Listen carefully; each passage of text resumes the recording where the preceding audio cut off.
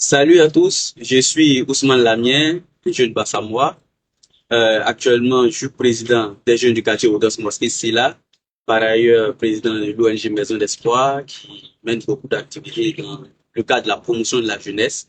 En ce qui concerne ma profession, je suis chef de service informatique dans un ministère de la place.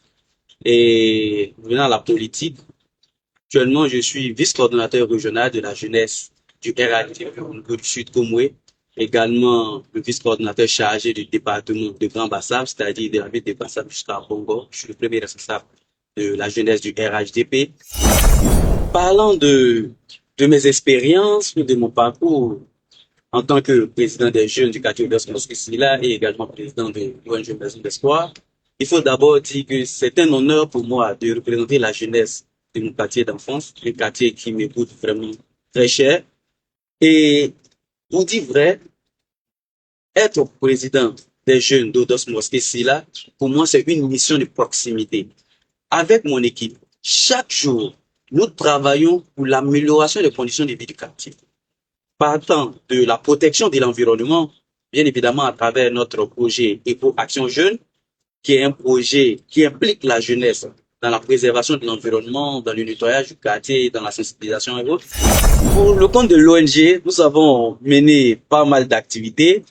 Dans le domaine de la santé, nous avons organisé un test de dépistage de diabète et de l'hypertension gratuitement, où nous avons reçu plus de 200 participants qui sont venus voir les taux de glycémie et voir s'ils ne sont pas hypertendus ou n'ont pas de diabète. C'était une joie pour moi de voir les parents ressortir avec le sourire aux lèvres pour ceux qui n'avaient rien, mais également ceux qui ne se portaient pas bien. J'étais content de savoir qu'à travers cette campagne-là, ils savent ce qu'ils ont et désormais ils sauront comment l'affronter. En ce qui concerne le sport, nous avons organisé Chuto. Chuto qui était une activité des tout petits parce que pendant les vacances, les tout petits sont souvent délaissés. Donc nous avons organisé cette activité les permettant de s'égayer à travers un tournoi de petits poteaux.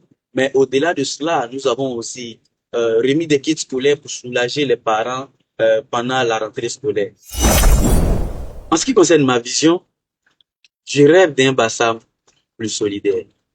Un Bassam où chaque jeune a son utilité, a sa place et est fier d'appartenir à cette ville historique.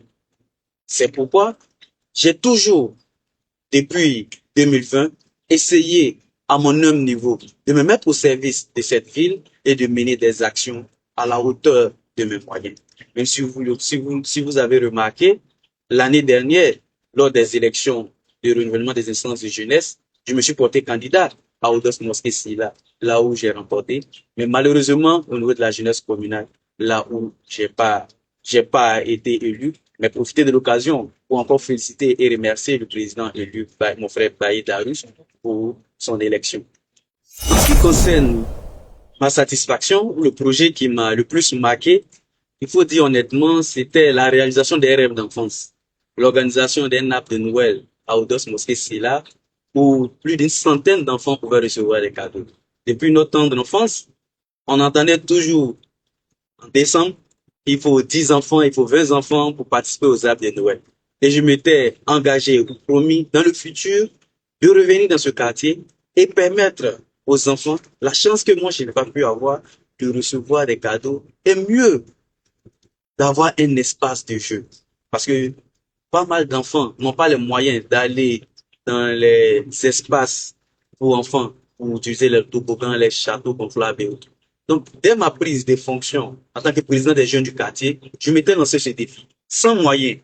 Mais grâce à Dieu, l'année dernière, nous avons pu réaliser ce projet. Et j'étais très heureux de voir combien les parents étaient contents. Trois points retiennent mon attention au niveau de l'actualité politique à Grand Bassam.